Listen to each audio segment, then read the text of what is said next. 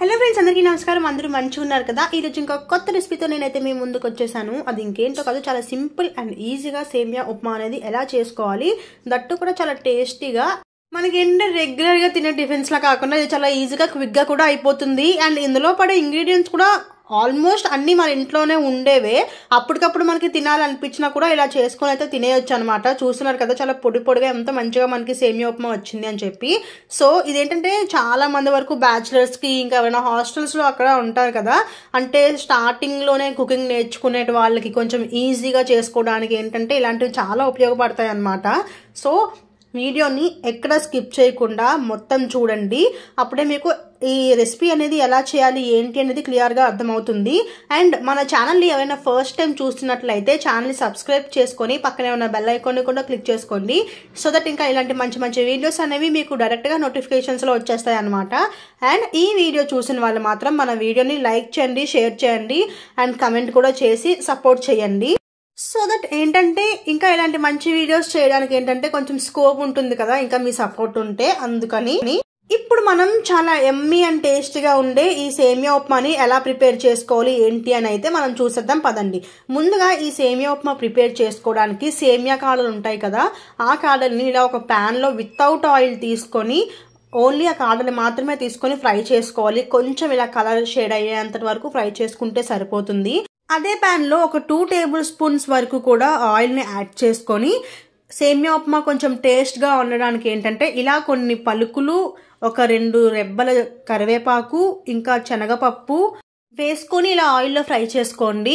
ఇంకా పోపులు కూడా కావాలనుకుంటే యాడ్ చేసుకోవచ్చు, లేదు అనుకుంటే స్కిప్ చేసేయచ్చు. నేనైతే పోపులు యాడ్ చేయలేదు, ఎందుకంటే ఆల్రెడీ శనగపప్పు, పలుకులు ఇవన్నీ యాడ్ చేసాం కాబట్టి పోపులు లేకపోయినా కూడా టేస్ట్ అనేది చాలా బాగుంటుంది అనమాట.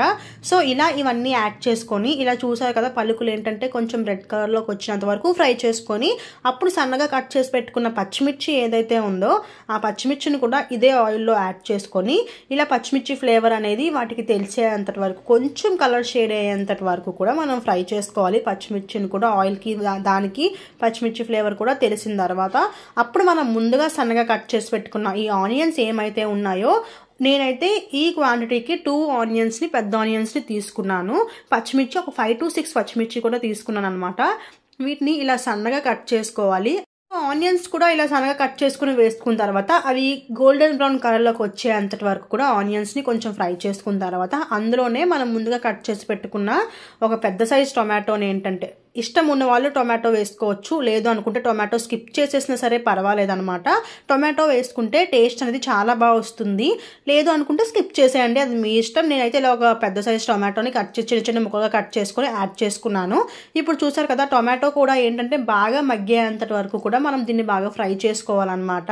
ఇప్పుడు ఇవన్నీ ఆయిల్లో బాగా మగ్గాయి అన్న తర్వాత ఇలా ఒక 2 కప్స్ వరకు మనం వాటర్ని యాడ్ చేసుకోవాలి. అదే మిశ్రమంలో ఫ్రై అయిన ఏవైతే ఉన్నాయో అందులోనే ఒక 2 కప్స్ వరకు ఇలా వాటర్ని యాడ్ చేసుకోవాలి. నేను తీసుకున్న క్వాంటిటీకి 2 కప్స్ సరిపోతుందండి, అంటే పర్ఫెక్ట్గా పొడి పొడిగా వస్తుంది అనమాట.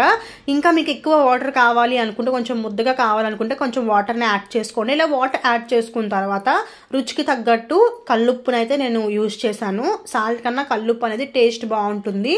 సో ఇలా ఉప్పు కూడా వేసేసుకున్న తర్వాత ఇప్పుడు ఇవన్నీ ఒకసారి మళ్ళీ కలిపేసుకొని అప్పుడు దీన్ని ఇలాగా పైకి బుడగలు తేలేంతటి వరకు కూడా బాగా మరగబెట్టుకోవాలి ఆ వాటర్ని. అలా మొత్తం వాటర్ అంతా బాగా మరిగి ఇలాగ బుడగలుగా వస్తున్న తర్వాత మనం ముందుగా ఈ సేమియా పుల్లల్ని ఫ్రై చేసుకొని పక్కన పెట్టుకున్నాం కదా, ఆ సేమియా పుల్లలు ఏమైతే ఫ్రై చేసి పక్కన పెట్టుకున్నామో అవన్నీ కూడా ఈ వాటర్లో యాడ్ చేసేసుకొని ఇలా కలుపుకోవాలన్నమాట. కలుపుకొని ఒక 2 to 3 minutes మీడియం ఫ్లేమ్లో పెట్టుకొని అడ్జస్ట్ చేసుకుంటూ మీడియం ఫ్లేమ్లో పెట్టుకొని మనం ఇలా బాయిల్ చేసుకున్నట్లయితే పర్ఫెక్ట్గా మనకి సేమియా ఉప్మా అనేది రెడీ అయిపోతుందండి. ఎంతో టైం కూడా పట్టదు, ఒక 5 to 6 minutesలోనే మనకి బ్రేక్ఫాస్ట్ అనేది అయిపోతుంది. దట్టు కూడా చాలా టేస్టీగా ఉంటుంది. ఎన్నో ఇంగ్రీడియంట్స్ కూడా లేవు ఇందులో, అన్నీ మన ఇంట్లో దొరికేవే కాబట్టి చాలా ఈజీగా హెల్తీగా కూడా మనం చేసుకోవచ్చు. ఇంకా ఇష్టమైన వాళ్ళు ఏంటంటే క్యారెట్ ఇట్లా ఇవన్నీ కూడా వేసుకొని చేసుకోవచ్చు, లేదు అన్ని అవైలబుల్గా లేవు అనుకునే వాళ్ళు ఇలా కొన్ని ఇంగ్రీడియంట్స్తో మాత్రమే దీన్ని చాలా టేస్టీగా మనం మార్చుకోవచ్చు అనమాట సేమియా ఉప్మాని.